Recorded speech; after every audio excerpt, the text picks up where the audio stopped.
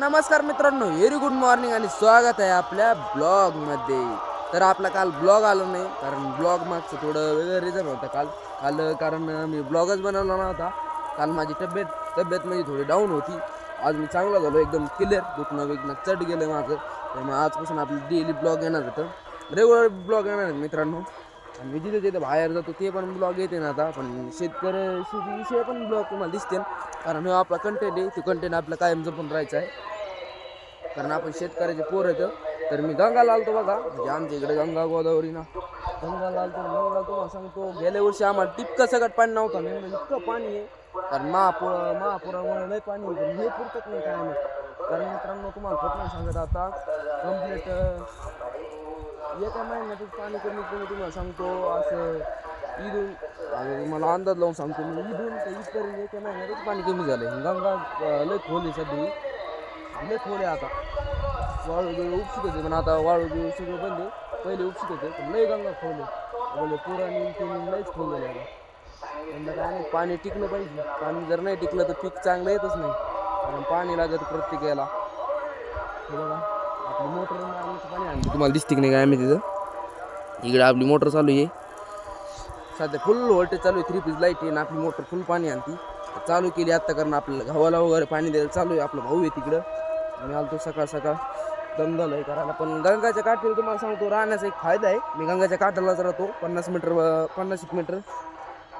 माझं घर आहे इथून.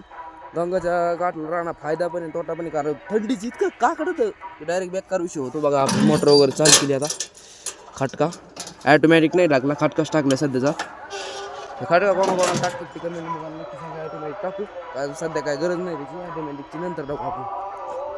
चला बघा आपला ऊस आता थोडा दिसायला लागला आहे. लय नाही, थोडा कोणा दिसतोय. बघा आपण किती दिसतोय. आपल्या मंदिराचा आवाज आहे तिथं. सकाळ भजन वगैरे लावते तर त्याचा आवाज आहे बघा. हे बघा कोमळ आपला ऊस चांगला राहू उगायला लागलाय आता. ईद एक आपण तुम्हाला सांगतो. हे पुढं ईद, हे ईद हा पुढं ते तिकडे थोडा दिसायला लागलाय कारण याला काय टाईम लागत असतो. कमीत कमी आमच्या इकडे म्हणते तर 22 दिवस लागत आहे त्याला. कम्प्लीट 20 दिवस झाले तर आजचा 19 दिवस आहे. काय म्हणा का होते 19 दिवस झाले त्याला उगण लवकरच. चला आजचा एवढाच होता छोटासा व्हिडिओ. आणि इकडं म्हणजे छोटासा व्हिडिओ आजचा एवढाच होता. इकडे पण आपल्या आणि इकडे जेव्हा आपल्या चॅलेंजमध्ये याचा रोल करीत नाही का, म्हणजे आपल्या चॅलेंजमध्ये जेव्हा असतोय पोरगाचा हा ऊस आहे. तो माधव नाही का, माधव गावले त्याचा हा ऊस आहे बघा. तिने लावलं 10,000 एक.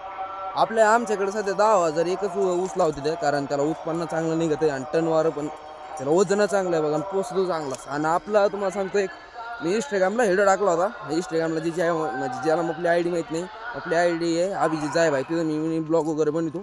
माझे मिनी ब्लॉग चांगले व्हायरल आहे तिथं. यूट्यूबला थोडं मला इंस्टा रिस्पॉन्स भेटतं पण यूट्यूबला थोडा कमी भेटेल. आपली पब्लिक चांगली आहे, शेतकऱ्याच्या पावरला फॉलो करते. एवढा कॉम्प्रोमाइज झाला आहे आपला पब्लिक. आपलं तुम्हाला सांगतो आपण एक व्हिडिओ बनला होता मागं, ते व्हिडिओ व्हायरल केला चांगला. इंस्टाला गेला चांगला तो गेला तर आपला व्हिडिओ 1 लाखापर्यंत गेला ते व्हिडिओ. आणि ते इंस्टाला गेला चांगलं. 32 कांड्यावरचं आपण ऊस नाही का. आणि आपला हे ऊस आहे बघा 32 कांड्या. आपण इकडे बेनं वगैरे लावले जी ते रेग्युलर तसा किती आहे तो माहिती आहे का, 30-32 कांडे येते तसा. 30-32 आहे तो. कारण यंदा आपण ऊसाला लय खर्च केला